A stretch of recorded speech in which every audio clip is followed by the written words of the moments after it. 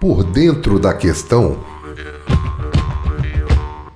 En Bolivia la situación actual se caracteriza por la movilización de sindicatos, docentes, transportistas, trabajadores rurales y organizaciones indígenas, ¿sí? Contra las medidas de austeridad, el alto costo de vida, la escasez de la combustible y la reducción de recursos para las políticas públicas. El gobierno también ha recurrido a la represión y la criminalización de los sectores movilizados. Bien, gracias. Un saludo a todos los trabajadores, un pueblo que escucha el programa desde acá, desde Bolivia. Y bueno, sí, estamos en Bolivia ya llevando 44 días de una movilización que empezó el 1 de mayo, ¿no? A la cabeza de la Central Obrera Boliviana, que es la única y más importante central de trabajadores en el país, y también de las federaciones de campesinos, ¿no? Esta movilización, esta huelga general, inició con un cabildo, una gran asamblea que se convocó el 1 de mayo en ocasión del Día de los Trabajadores y se levantó un pliego de demandas, ¿no? Un pliego que tenía entre algunos puntos el tema del aumento salarial, pero también el rechazo a políticas, por ejemplo, de ataque a la pequeña propiedad rural, el tema de el alza del costo de vida, porque se había levantado la subvención a los carburantes, pero también con este gobierno se había empezado a vender gasolina más cara, pero de mala calidad. Entonces muchos vehículos en el país empezaron a arruinarse, a malograrse, ¿no? Entonces también la gente protestaba por eso y también protestaba porque había y hay toda una política del gobierno de empezar a privatizar empresas estatales que se han generado en el anterior periodo y que se han logrado empresas estatales por la lucha de los trabajadores, ¿no? Entonces, esta huelga ha empezado con estas demandas, pero también el pliego decía que si el gobierno no era capaz de atender estas demandas, era mejor que renuncie. Entonces, a lo largo de las primeras semanas de la huelga, el gobierno no atendió, no buscó ningún canal para poder responder a las demandas y rápidamente los movilizados, las organizaciones se pronunciaron por pedir la renuncia de Rodrigo Paz y el gobierno de Rodrigo Paz, ¿no?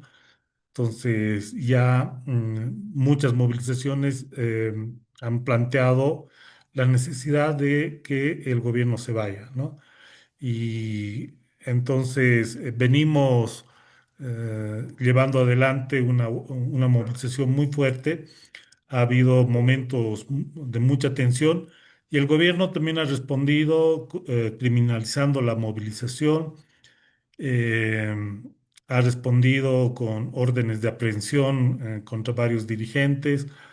A la fecha hay como más de 10 dirigentes que están aprehendidos, entre nacionales, entre dirigentes medios, y incluso ya varios de ellos, unos 3 dirigentes, están ya con prisión de 6 meses por lo menos, ¿no?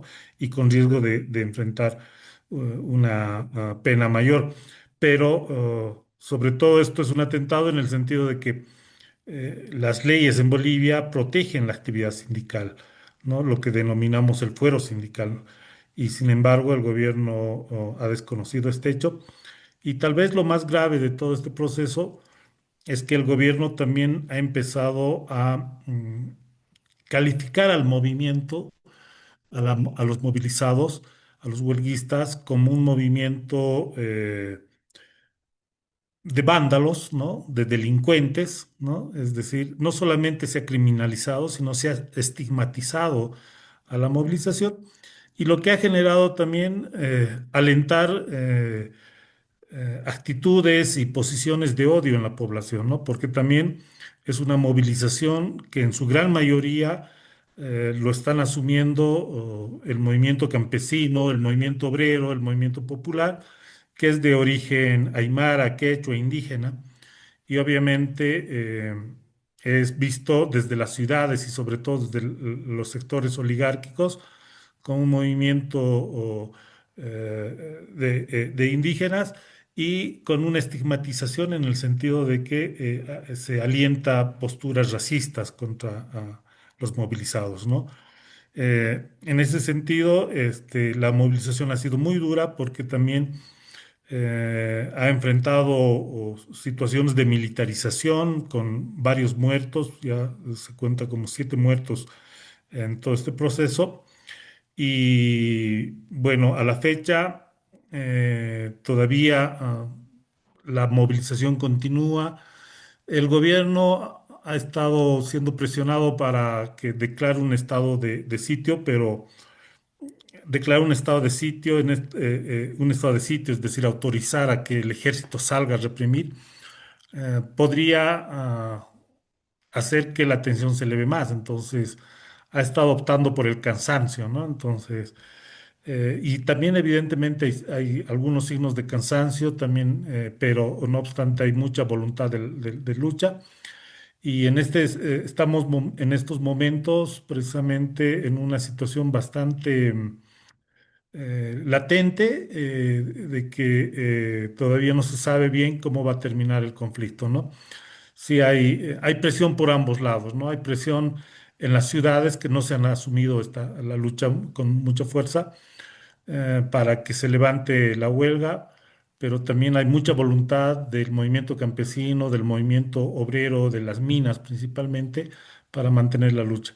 Actualmente las organizaciones han sacado un pronunciamiento planteando una alternativa de que están dispuestos a discutir con el gobierno una agenda. Eso salió el día de hoy y va a depender de la respuesta del gobierno, ¿no? Pero también el movimiento ha dicho que si no hay ninguna respuesta seria y creíble de parte del gobierno, el conflicto va a continuar. Emilio,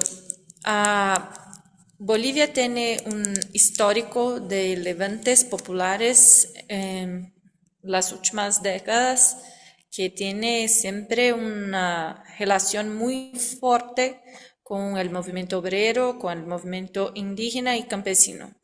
¿Cómo se ve esto para la resistencia? Como dije, porque el gobierno intenta vencer por lo cansancio. Sí, ya el movimiento obrero y el movimiento indígena, desde el 2003 hubo un levantamiento popular muy fuerte que derribó al gobierno de Sánchez de Lozada, un gobierno abiertamente proimperialista, y abrió toda una etapa, ¿no? Que la vivimos hasta hoy de ascenso y de ofensiva, si se quiere, de las luchas obreras, campesinas, indígenas, a pesar del gobierno de Evo Morales, ¿no? Y el MAS y Luis Arce en este último periodo, porque mucho de las conquistas se han debido incluso arrancar, se han tenido que arrancar con lucha al mismo gobierno del MAS y de Evo Morales.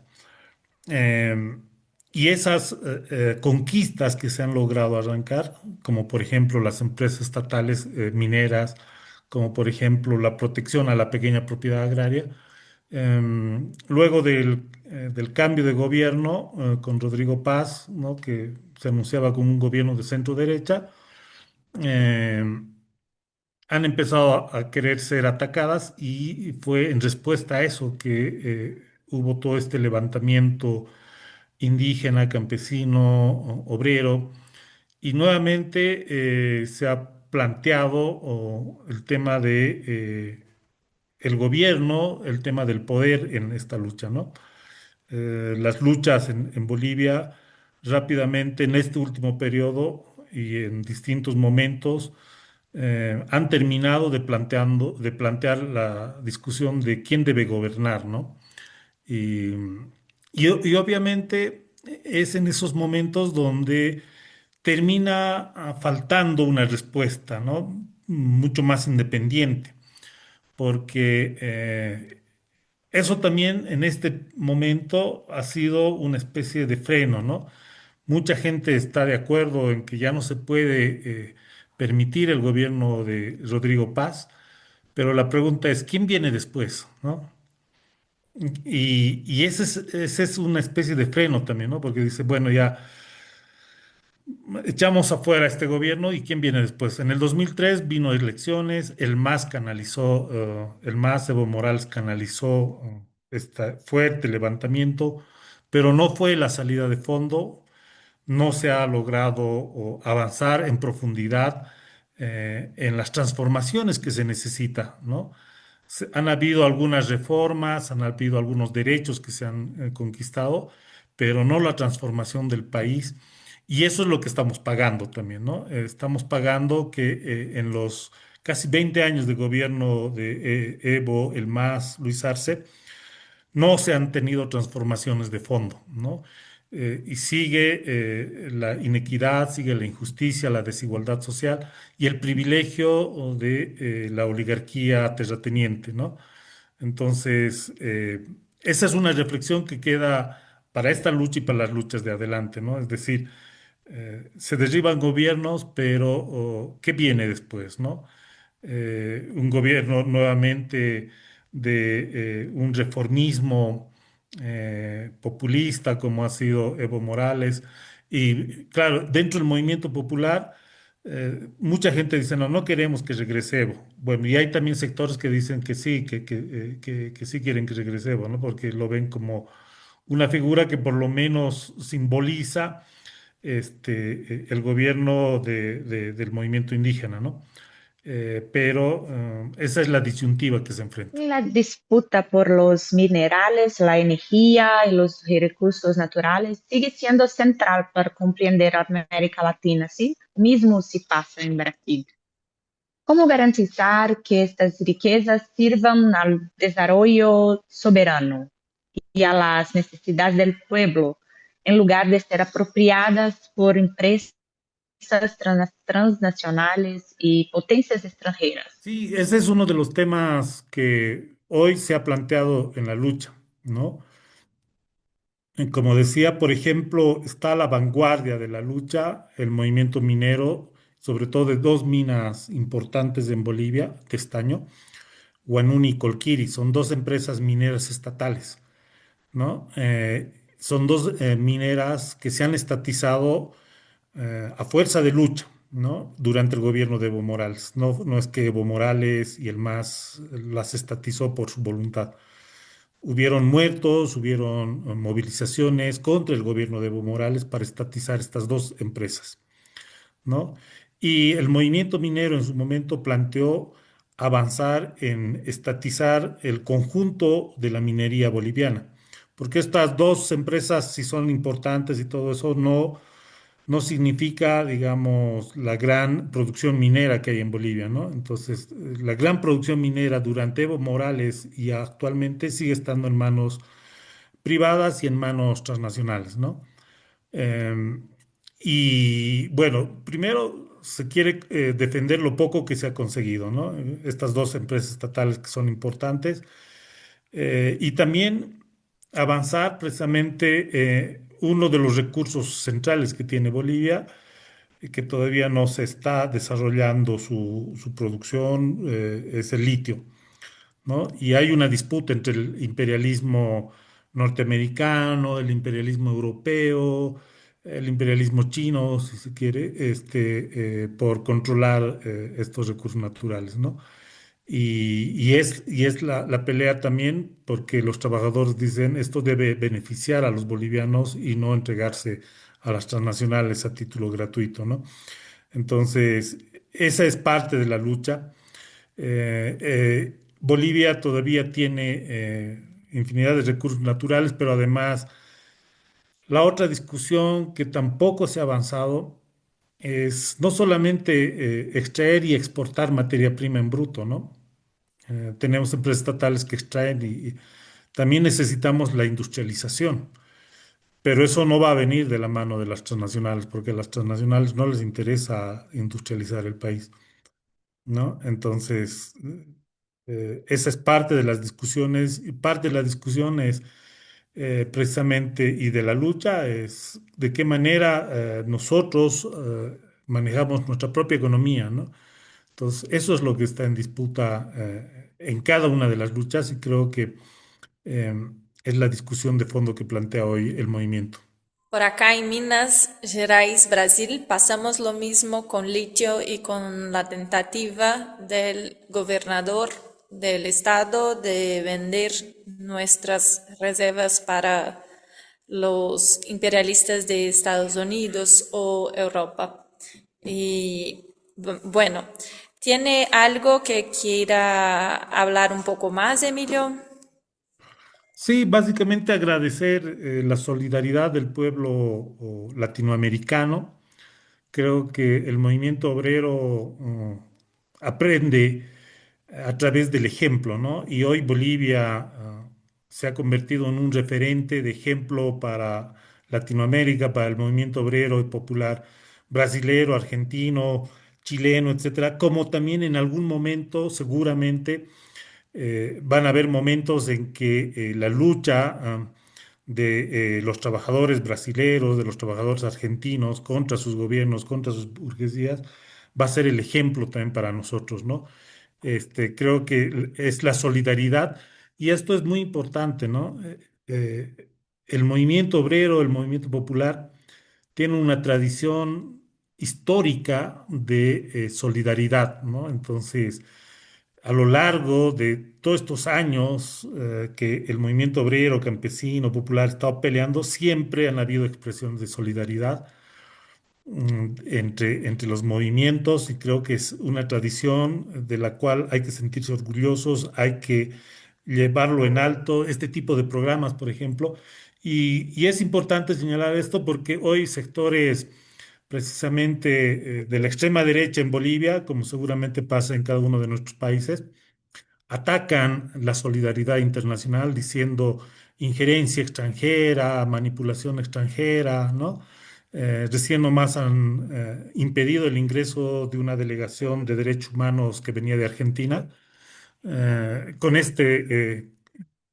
con este pretexto, ¿no? Pero son buenos para denunciar supuesta injerencia, pero se callan y aplauden la injerencia directa que hay de Estados Unidos, la injerencia directa que hay de los gobiernos de Milei y todo eso en nuestros países, ¿no?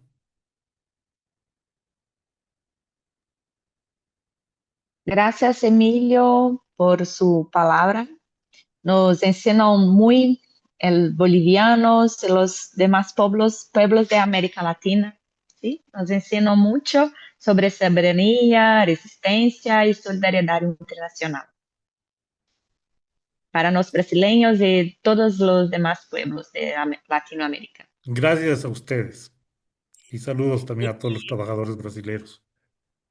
y que mantenemos la solidaridad de clase, porque si no son los trabajadores organizados por todo el mundo, no tenemos resistencia a lo capitalismo.